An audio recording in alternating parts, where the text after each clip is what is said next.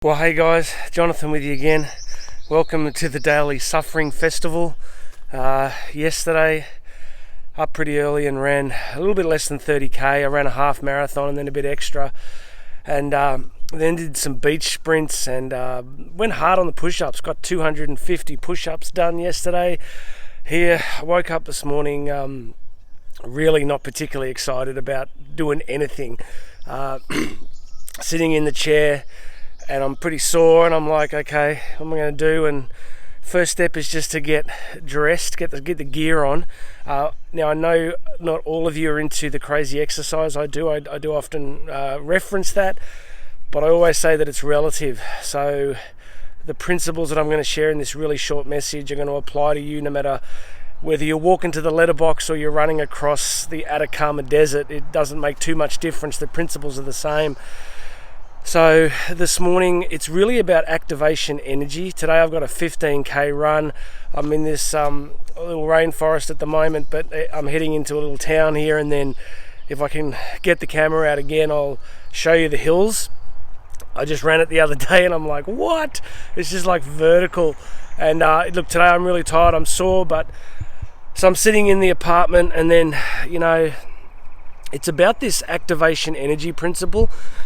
A lot of times there's things that we don't want to do, but all we need is just that first little bit of momentum, and then we're underway.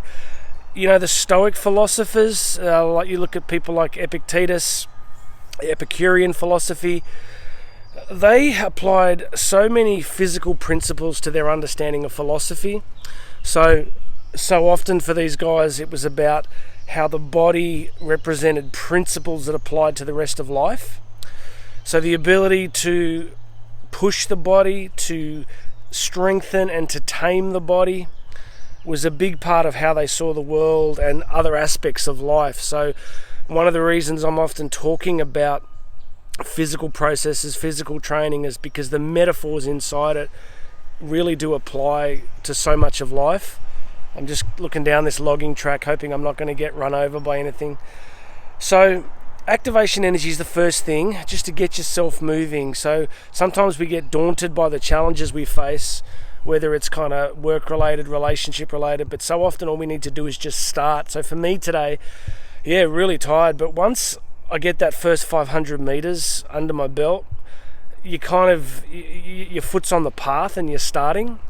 And once you're started, it's just too much hassle to turn around and go backwards. So I want to say to you that in your life at the moment, sometimes all you need to do is just begin. You just need to get started.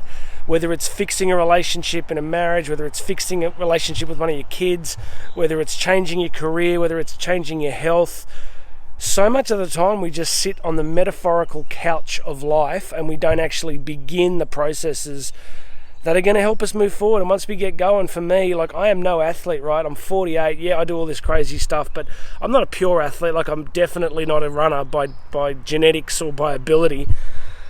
But I have this principle of, RFM, Relentless Forward Movement, or Relentless Forward Momentum.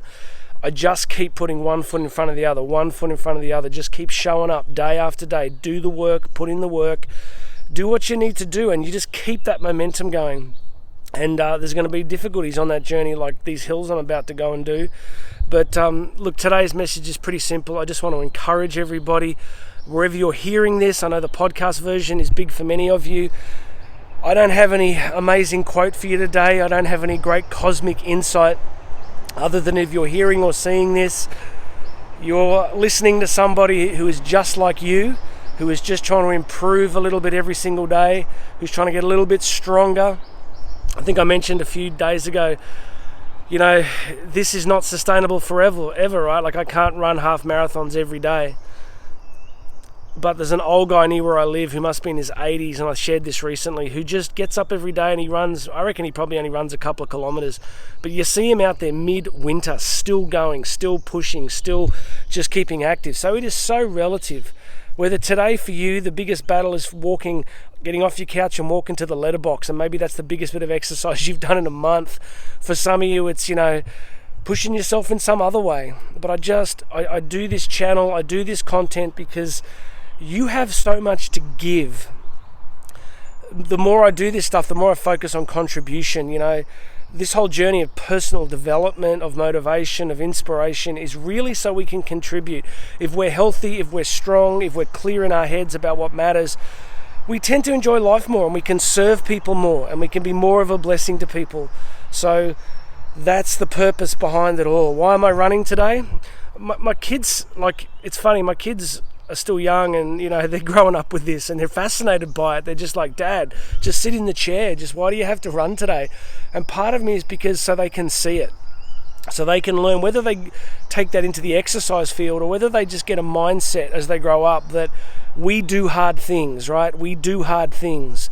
So many of the people that I really admire and respect in this space, Cam Haines, David Goggins, people like that, they just do hard things, and I get inspired by it. Like reading Cam Haines' book recently has just pushed me on a whole new path. I've just been like, this dude is just unhinged. I thought I was bad, but he's next level. I get encouraged by it, by these men and women that just do hard things. Again, it's relative. Your hard thing will be different to mine, but don't do comfort.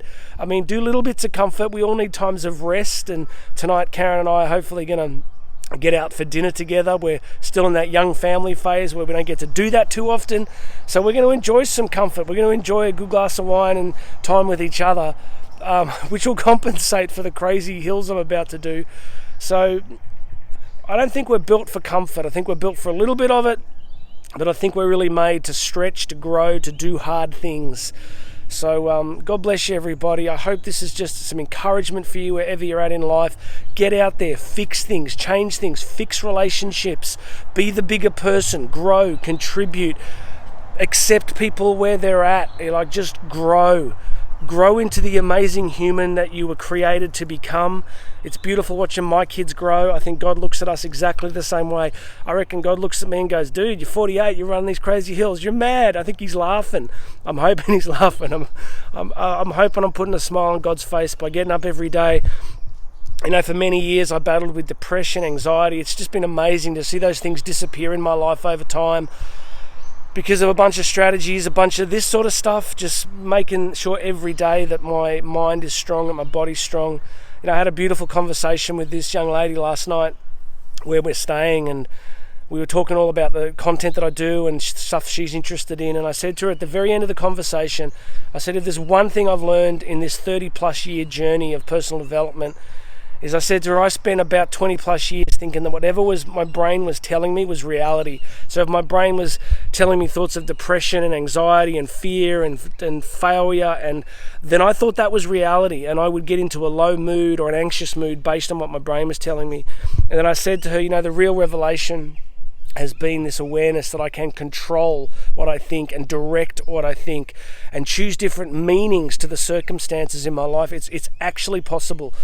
And I think so much of the depression and anxiety that we live under comes from being in low physical states, being overwhelmed by complexity and social media and that sort of stuff. That's why I don't have any social media. But learning that we can literally direct how we think. So yeah, I'm about to prove it now. There's a big part of me that as I finish the next 10K of this run is going to be wanting to stop, wanting to whinge, wanting to complain. I'm just going to be going, stay mentally strong, push through. Keep listening to stuff on my headphones to try and block out the craziness. So be encouraged, right? If you're doing it hard at the moment, if life seems so difficult, pay attention to your internal dialogue. Pay attention to the internal conversation. Listen to it. You will hear it saying things to you about darkness and failure and loss. And you want to move out of that, you've got to start to focus on very different things. I was teaching one of my kids this yesterday. I was teaching them saying, look, we are not victims of external circumstances. If reality is not the way we want it, then we need to begin a process of creating a reality, of building a life that we actually want. It's challenging work. It's difficult work. Most people don't do it. Most people blame. They become victims. But if you're watching this and you're on this kind of journey with me, we're doing it a bit differently. We're taking some responsibility for the outcomes in our life. All right, I'm going to stop there. Give you one last look at this beautiful little forest here, which unfortunately this part of the run is very brief, and we go back on the hills very soon. But I'll try and post a bit of footage from one of the hills. I'll try and splice it in towards the end here if I can do it. Okay guys, this is where it starts. Just come out the railway bridge, and now the hills start here. Going to be brutal. It's a real heartbreaker, and it's such a metaphor for life. It's like I'll come out under this railway bridge and I look up and I'm like, oh dear God. And when I ran it the first time, it just keeps going up. And I keep going, oh, we must be at the top. No, we're going some more. It's like life. That's why exercise is a metaphor, because these hills are like life. It's just hill after hill. We get some downhills and we go again and we grow in the process. So God bless you. Be encouraged. And please make sure you subscribe to the channel. If you're hearing the podcast version here, I'd love you to subscribe. But subscribe here on YouTube. Check out all the show notes here, because there's links to all my other stuff. You can get free access to my book, Bridging the Gap. You can find out how to book me to speak. And God bless you. My name's Jonathan Doyle. This has been the daily podcast video message inspirational thing. And I'm going to have another one for you tomorrow.